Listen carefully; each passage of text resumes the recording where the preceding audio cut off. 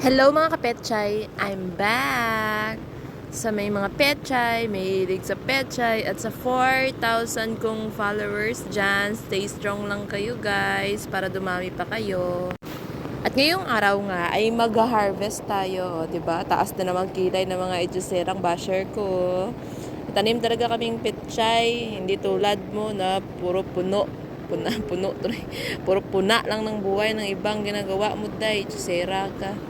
So, yan na nga. At tayo ay mag-harvest ng petchay. At syempre, hindi lang petchay yung tanim namin dito, guys, no. Madami kaming tanim dito. Maldita yan.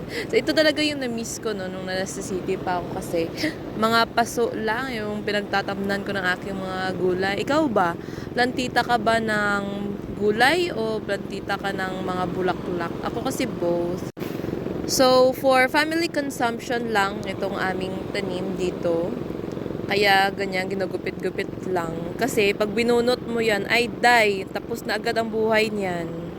Tsaka ang gastos kaya pag nagtanim ka ulit ng buto, kasi parang babalik ka ulit sa una, 'di ba? Ilang months pa 'yan bago ka mag-harvest. Hindi tulad niyan na pag nagupit ka lang ng mature na leaves, in 2 to 3 days, sa Laguna ulit yan. So, makakapag-harvest ka ulit.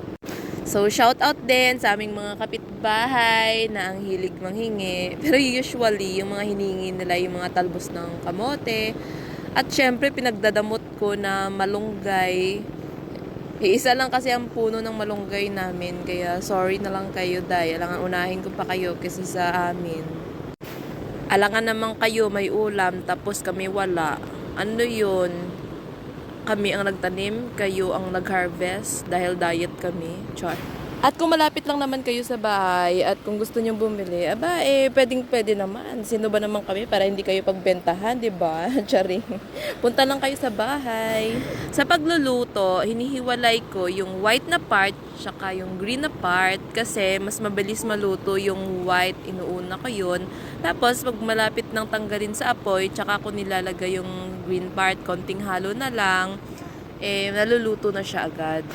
Ang kagandahan nga sa petchay, pwedeng-pwede siyang ipangsahog sa kahit na anong lutuin, 'di ba? Pwede siya sa fish, sa pork, sa beef, at pwedeng-pwede ding ipang partner sa iba pang mga gulay. Syempre, green leafy vegetables.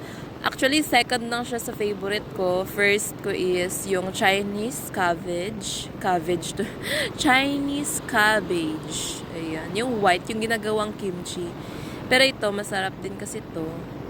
At healthy pa, 'di ba? San ka pa? At dahil mainit ngayon, hindi ako nagdidilig sa umaga. Usually, sa gabi ako nagdidilig para na-absorb talaga siya ng halaman mo bago mag-umaga. Para pag sa araw, kahit tuloy-tuloy ang init, palaban yung mga halaman natin. At syempre, pag meron kang tinanim, merong pepestehin. Kasi guys, buti kami tumubo pa dito. Inatake kasi ito ng mga snails. Yung tawag dito sa amin is taklong, yung malalaking snails. Tapos ayan na lang yung natira. Buti madami-dami pa. Pero yung cucumber talaga namin, nako, wala talagang natira, girl. So, marami-rami din tayong na-harvest ngayon. At of course, hindi lang naman yan yung pananim natin, no? Ayan na, yung ating mga na-harvest. Actually, chinecheck ko yung kung anong pwedeng ma-harvest ngayon. Tulad nitong okra, kasi pag hindi ka naka-harvest in 2 to 3 days, matigas na siya, guys. So, hindi naman lahat gusto matigas, 'di ba? Tulad dito, dapat malambot kasi hindi na siya edible pag matigas na siya. Basta sa'yo yun, kung kakain ka ng matigas na okra, bahala ka dyan, girl. So, ayan, in between ng okra ay may yata tawag dyan, yung American spinach ba tawag dyan? Hindi ko sure, guys. Pero tawag namin dyan ay kudyapa. Ayan, nagugulay din siya. Tapos, may mga sweet potato din dyan or kamote. And meron ding yung ginagawang yung ginugulay na talubos na kamote. Ayan, yan yung dahon ng sweet potato, yung malalapad na yan. Katabi lang din ng okra.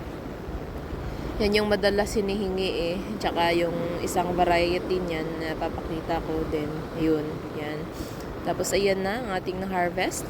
At kung curious ka kung ano ang naluto natin, so ang dami nating natipid. Bale pork na lang, tsaka kalabasa, o 'di ba? Ginisang gulay na siya. Follow for more.